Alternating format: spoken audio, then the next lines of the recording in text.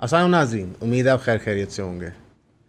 ये सारे चोर रले ने, ये पाकिस्तान की बिज़नेस कम्युनिटी, आपके पॉलिटिक्स, जितने पावर कॉरिडोर्स हैं, किसी भी किस्म की इस्टेब्लिशमेंट की शक्ल हो, ये इन सब की एक स्लोगन है। इसमें पिछले 25-30 साल में जो सबसे बड़ा फिगर था इन टर्म्स ऑफ फाइनेंसियर, पैसे उठाना, मल्टीप्लाई करना, वो मलिक रियाज साहब थे। और ये सब कुछ होता था बहरिया टाउन के नाम पे। बहरिया टाउन के बारे में हमेशा स्पेकुलेट किया जाता था कि इसके पीछे मुख्तलिफ डीप स्टेट इन्वेस्टर्स हैं, कुछ रिटायर्ड अफसर हैं, डायरेक्टली इनडायरेक्टली इन्वॉल्व हैं, ब्यूरोक्रेट्स हैं, जजेस हैं। और मलिक रियाज साहब ने सबको रिझाया, सबको खिलाया, मीडिया तक को खिलाया। उन्होंने कोई जगह नहीं छोड़ी जहाँ पे पैसे ना दिए हों। और अजम्पशन ये थी कि जो उनका फ्रॉड, दोगलापन और एक टोटल लूट मार थी, उसको अलाउ किया जाएगा। सबसे पहले उन्होंने शुरू किया रावलपिंडी में, फिर वो लाहौर शहर आए और इवेंचुअली कराची के। जो प्रोजेक्ट्स उन्होंने एक्चुअली बनाए वो देखने के लायक थे और डेवलपमेंटल स्टैंडर्ड में उन्होंने एक नया म्यार कायम किया, पर एट वॉट कॉस्ट। अगर मैं 1000 बंदे को लंगर खिलाऊँ 1 लाख बंदे का कत्ल करके, तो 1 लाख बंदे का कत्ल बरी ज़ुबान नहीं होता। आप हर बहरिया टाउन के अंदर जाएंगे पूरे पाकिस्तान में, तो वहाँ पे हर ब्लॉक में, हर गांव में एक कहानी और दास्तान है कब्ज़े की, फायरिंग की। मैं रिसेंटली अपनी फैमिली को लेके छुट्टी पे गया हुआ था, इसलिए 5-6 दिन आप लोगों से बात नहीं हो सकी थी। तो उसके अंदर मैं बहरिया टाउन फ़ेज़ 7 एक दिन गया था, फ़ेज़ 8 सॉरी, पिंडी के अंदर। वहाँ पे मेरे कज़न ने मुझे गांव दिखाया था जहाँ पे आज से 2 साल पहले फायरिंग करके बहरिया टाउन ने कब्ज़ा लिया था, और फिर वो गाँव सुप्रीम कोर्ट जाके केस जीत के अब उस ज़मीन पर रह रहा है। तो मैंने मौके पर वो छली हुई दीवारें गोलियों से देखी थी। मीडिया की जुर्रत नहीं होती थी बहरिया टाउन के ख़िलाफ़ बात करने की, बिकॉज उनके पे रोल पे थे सारे, किसी ना किसी को कोई ना कोई बेनिफिट मिला हुआ था। हम किसी का नाम नहीं लेंगे क्योंकि FIA कानून बहुत सख्त है, लेकिन आप सबको मेरे से बात ही बेहतर पता है। बहरिया टाउन के बारे में सब नेगेटिवली सोचते थे पहले, अनटिल वेरी रिसेंटली। कोई भी मलिक रियाज को एक साउंड बिजनेसमैन नहीं समझता था, एक अच्छा अपराइट इंसान नहीं समझता था। सब ये समझते थे कि ये एक 2 नंबर आदमी है, 2 नंबर कारोबार करे, लेकिन क्योंकि सबको पैसे दे रहे हैं तो सब ने आंखें दूसरी तरफ रखी हुई थी। मलिक रियाज साहब एकदम से अवाम के दिलों में तब बसे जब उनका नाम PTI से जुड़ा रिसेंटली। कैसे जुड़ा?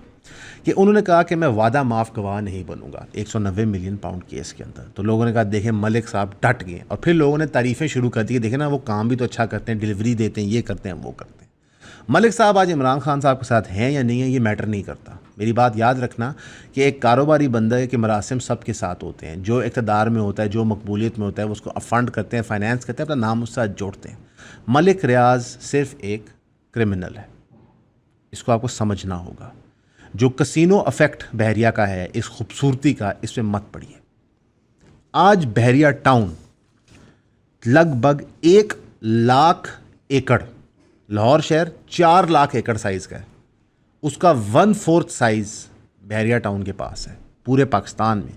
जहाँ पे मेजर डेवलपमेंट्स हैं इस्लामाबाद, रावलपिंडी, कराची, लाहौर, पेशावर, हैदराबाद, नवाबशाह। 12 ये प्रोजेक्ट्स बनते हैं इन शहरों के अंदर। 1.5 मिलियन यानी 15 लाख लोग रहते हैं बहरिया टाउन की डेवलपमेंट्स के अंदर। ये number by the way updated नहीं है, इन एक्चुअलिटी ये फिगर प्रॉब्ली 30-35 लाख के करीब होगा। अगर हम फाइनेंशियल एस्टिमेट करें तो रियल एस्टेट मार्केट का 15 से 20% बहरिया टाउन ओन करता है। अगर पाकिस्तान की रियल एस्टेट वर्थ $100 बिलियन है, तो 15 से 20% कहाँ पे पार्क्ड है? बहरिया टाउन में। इसमें बाय द वे सिर्फ फिजिकल प्रॉपर्टीज़ हैं, फाइलों और फॉर्मों का तो हिसाब ही कोई नहीं है। अगर हम सिर्फ और सिर्फ बहरिया टाउन की मनी लॉन्ड्रिंग की स्पेकुलेशन जो गवर्नमेंट कर रही है वो देखें, वो है 1100 अरब रुपए। कितना? 1100 अरब। हमारा बजट कितना था? 17,000 अरब। 1100 अरब रुपए की सिर्फ मनी लॉन्ड्रिंग है बहरिया की। आज मलिक साहब, उनकी फैमिली, उनके पैसे दुबई में बैठे हुए आराम से, वहाँ से बैठ के ट्वीट की जंग चल रही है। जो बहरिया टाउन के साथ आज हो रहा है वो गलत हो रहा है। अजीब सी बात नहीं? आपको सारे बहरिया के फॉल्ट्स बता के एंड में मैंने कहा ये गलत हो रहा है। क्यों? मलिक रियाज को अकेले सूली पे नहीं जाना, सारे सियासतदानों को, ब्यूरोक्रेट्स को, मिलिट्री पर्सनल को और हर एक उस बंदे को जो बहरिया का सहूलतकार रहे 30 साल से, अगर उनको भी आप टांगते हैं तो मलिक रियाज को टांगें, स्केप कोट मत बनाएं। आज पाकिस्तान की आवाम की ज़िंदगी वनरेबल कर दी गई है बहरिया के अंदर, और मलिक साहब भी जान के कार रहे हैं। मलिक साहब को नज़र आ रहा है कि मेरे पास एक हथियार है, अगर मैं अनाउंस कर दूं कि बहरिया टाउन सर्विसेज नहीं दे सकता तो इतने लोगों का वारिस कौन होगा, क्योंकि सोसाइटीज़ तो उनकी अप्रूव नहीं है लोकल बॉडीज़ से, तो सरकार उनकी ओनरशिप लेती नहीं है। तो इन लोगों का क्या होगा? ये सड़कों पे आएंगे, एहतजाज करेंगे। जो लोगों की नफ़रत है दिल में सरकार के ख़िलाफ़, इस्टेब्लिशमेंट के ख़िलाफ़, उसको मैं इनकैश करूँ अपने फाइनेंशियल गेन के लिए। इससे ज़्यादा भोंडा प्ले हो नहीं सकता। लेकिन अनफॉर्चुनेटली मलिक रियाज के पास प्ले यही रह गया है, और जो लोग मलिक रियाज पे हाथ डाल रहे हैं, यानी कि हमारा डीप स्टेट, मिलिट्री इस्टेब्लिशमेंट और सरकार, वो भी ये जानते हैं तो एंड में बिका कौन? मैं और आप। जान माल किसका दाव पे लगा? मेरा और आपका। ना मलिक रियाज को फ़र्क पड़ेगा। मैं मलिक रियाज की एक ट्वीट का एक हिस्सा यहाँ पे आपको बताना चाहूँगा। अल्हम्दुलिल्लाह वी वांट, ये उन्होंने 5 अगस्त 2025 को की थी। अल्हम्दुलिल्लाह we want to continue our services for our beloved country and not to leave quietly in this circumstances. यानी कि उन्होंने क्लियरली कह दिया कि हम तो खामोशी से खिसक जाएंगे, आप सब फंस जाओगे। और ये बात दुरुस्त है। बहरिया टाउन रफली 50,000 लोगों को डायरेक्टली एम्प्लॉय करता है, लेकिन इनडायरेक्टली वो प्रॉबेबली 1 करोड़ के करीब पाकिस्तानियों की ज़िंदगी को अफेक्ट करता है। किस तरह? एक सोसाइटी की इकॉनमी में 42 इंडस्ट्रीज़ इन्वॉल्व होती हैं जो सप्लाई चेन में होती हैं, डीलर्स होते हैं, इन्वेस्टर्स होते हैं, रेजिडेंट्स होते हैं, इंडिविजुअल प्लॉट ओनर्स होते हैं। ये सब कुछ उस इकोनॉमिक्स में होते हैं। आगे पीछे की दुकानें होती हैं। फॉर एग्जांपल बहरी टाउन के जितने भी दुकान अंदर काम करती हैं वो भी सप्लाई चेन में। लगभग स्पेकुलेट किया जाता है कि 1 करोड़ के करीब पाकिस्तानी डायरेक्टली या इनडायरेक्टली बहरिया टाउन के प्रोजेक्ट से एसोसिएटेड है। आबादी है 25 करोड़, तो 1 करोड़ बंदा उसमें से यहाँ पे है। ये प्रॉब्ली शायद सबसे बड़ा हमारा इकोनॉमिक कंट्रीब्यूटर रहा है पिछले कई सालों से, और हमने इसके फ्रॉड देखे हैं बार बार और इग्नोर किए हैं। सरकार के एक बाशिंदे ने अपनी ट्वीट में एक बड़ी फ़नी बात की। फ़नी क्यों थी? कि मैं समझता हूँ कि वो बंदा या तो अनपढ़ है या वो बंदा मुलविस है। हसन अयूब खान साहब कहते हैं कि mister Malik, you are defaulter of 3000 billion out of which you have to pay 1380 billion to DHA, while supreme court has also decided on your Karachi project and you have not yet paid 460 billion rupees. ये सब कब हुआ था? तब नून league की government नहीं थी, तब PPP की गवर्नमेंट नहीं थी, तब फौज नहीं बैठी हुई थी, तब जज नहीं बैठे हुए थे। आपने एक बंदे को मुल्क को लूटने दिया है और अब आप उसका गिरबान पकड़ें क्योंकि आपने उससे अपना मकसद निकलवाना है। अगर मलिक रियाज साहब आज वादा माफ गवाह बन जाएं तो क्या ये गुनाह माफ हो जाएंगे? यानी कि रियासत ने फैसला कर दिया कि इमरान खान को तुनने के लिए हम 1 करोड़ पाकिस्तानी को दाव पे लगा देंगे। कमाल। रियलिटी ये है कि मलिक रियाज एक क्रिमिनल है और उसके एम्पायर को डिसमेंटल करने का तरीका ये नहीं था। वो तरीका ये था कि आप आइडेंटिफाई करें कि कौन सा एरिया किस डिपार्टमेंट को जाएगा, वो डिपार्टमेंट्स उनको टेक ओवर करते हैं, फिर आप मलिक रियाज के ऊपर क्रैक डाउन करते हैं। मलिक रियाज आपकी नॉलेज में दुबई गया, जब उसने दुबई में प्रोजेक्ट लॉन्च किया तब इंटेलिजेंस स्क्रैम्बल हुई लोगों को रोकने के लिए। इस वक्त तक 171 individual associate with Malik Riaz exit control list पे हैं। 400 प्लस इंडिविजुअल्स इन्वेस्टिगेट हो रहे हैं और उनको passport control list PCL not exit control list पे डाल दिया गया है। 600 प्लस प्रॉपर्टीज़ अनर्थ की गई हैं जो इलिसिट एसेट्स थे। 250 प्लस बैंक अकाउंट इस वक्त फोरेंसिक ऑडिट के अंदर हैं। 16 separate money laundering cases file हुए अगेंस्ट बहरिया टाउन। 11 मुल्कों को अप्रोच किया गया है मलिक रियाज और उसकी फैमिली को वापस लाने के लिए। यानी मलिक रियाज डॉन है, 11 मुल्कों की पुलिस उसको तलाश कर रही है और वो अपने पैसे लेके सकून.com करके बैठा हुआ है। असली वजह जो मलिक रियाज को तलाश करने के लिए वो सिर्फ उसका पैसा नहीं है, इमरान खान नहीं है। मलिक रियाज के पास 30 साल का पॉलिटिकल सिस्टम का करप्ट डेटा है। हमारी दरमियान मैं नहीं मानता उन्होंने तरदीद की है।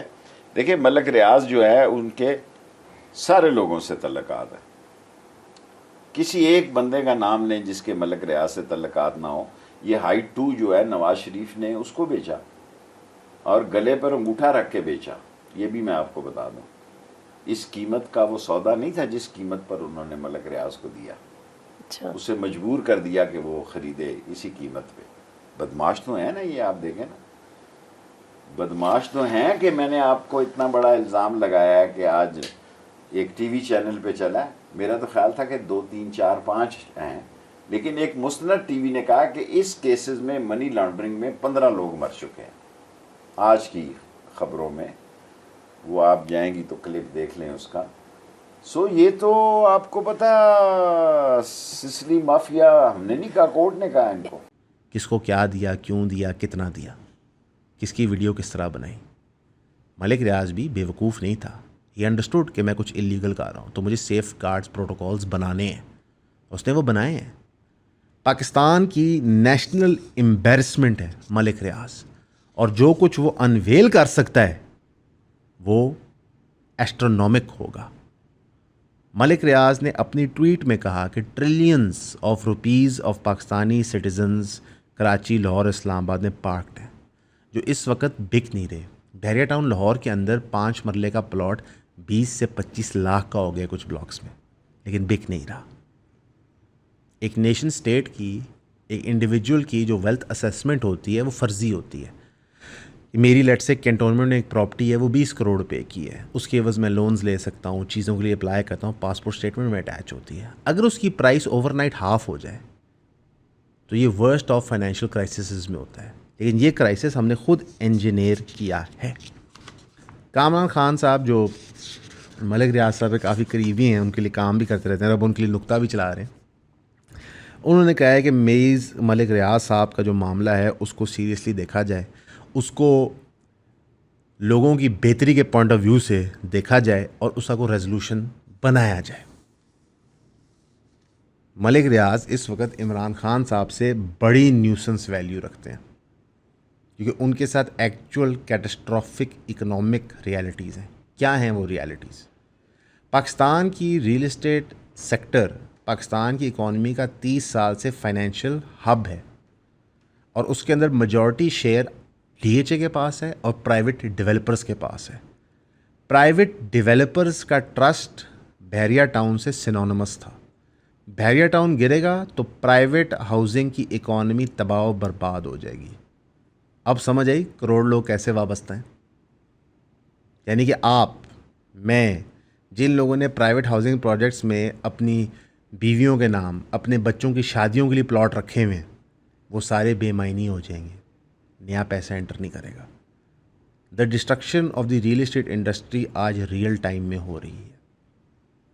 बहुत सारे लोग इसको सेलिब्रेट करेंगे, कहेंगे जी बिल्कुल होना चाहिए, प्रॉपर्टी से इकॉनमी थोड़ी चल सकती है।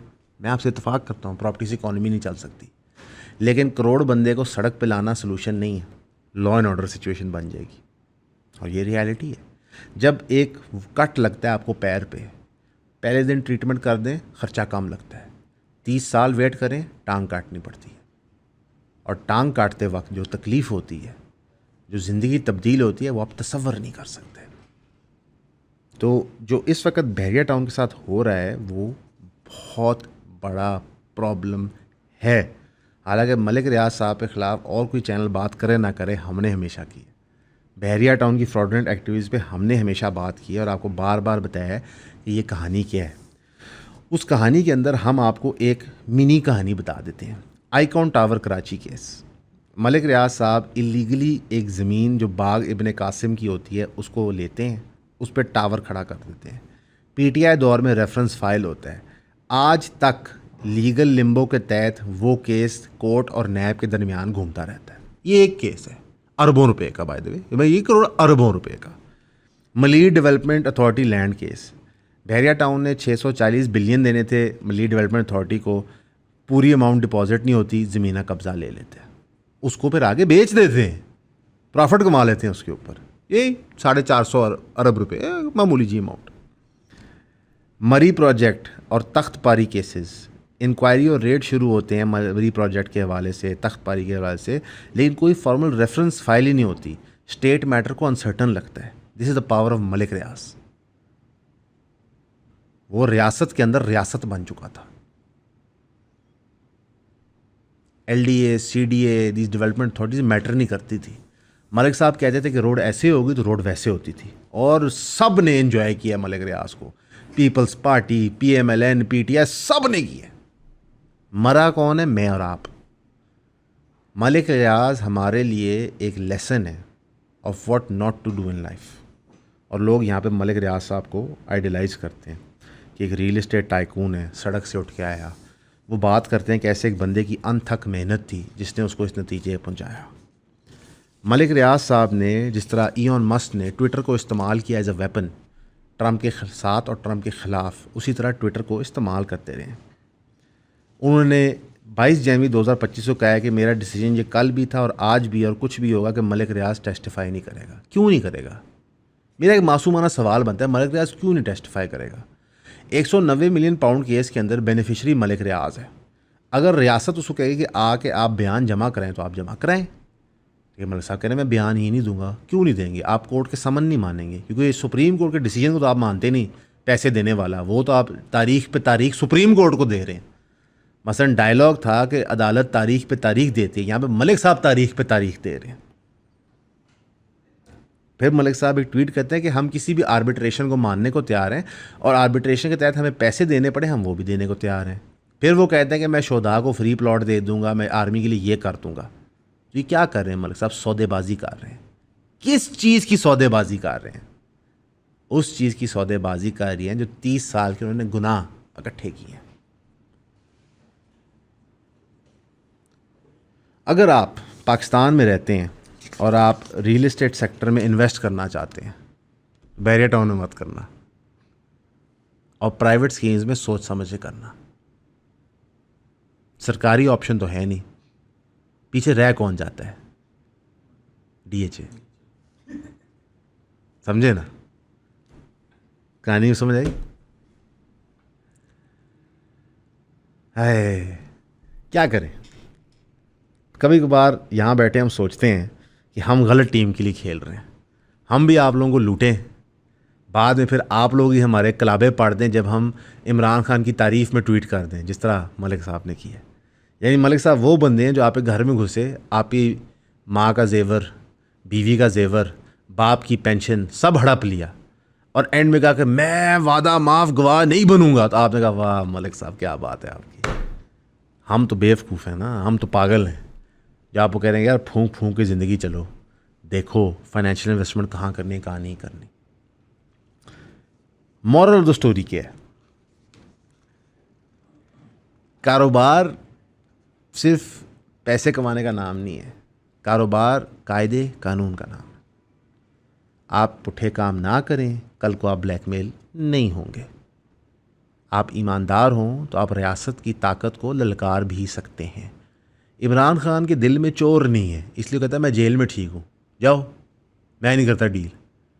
मलिक रियाज के दिल में चोर है, वो ऑफरें दे रहा है सरकार को, रियासत को, कि यूँ कर लो, ऐसे कर लो, वैसे कर लो। तो ज़िंदगी कैसी जीनी है आपने? अपने कारोबार को एवेल्यूएट करें, अपनी नौकरियों को एवेल्यूएट करें कि आप क्या करें, क्यों कर रहे हैं।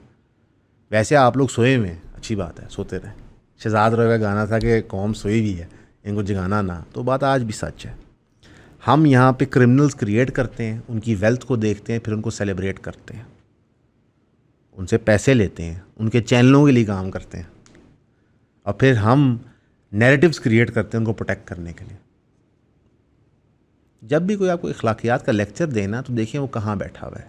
बड़े बड़े यहाँ पे यूट्यूबर हैं जो दिन के टाइम पे न्यूज़ एंकर्स हैं, उन चैनलों के लिए काम कर रहे हैं जो करप्ट सिस्टम की रजीम का हिस्सा हैं, फिर उसको वो माकियावेली के नाम पे जस्टिफाई कर देते हैं।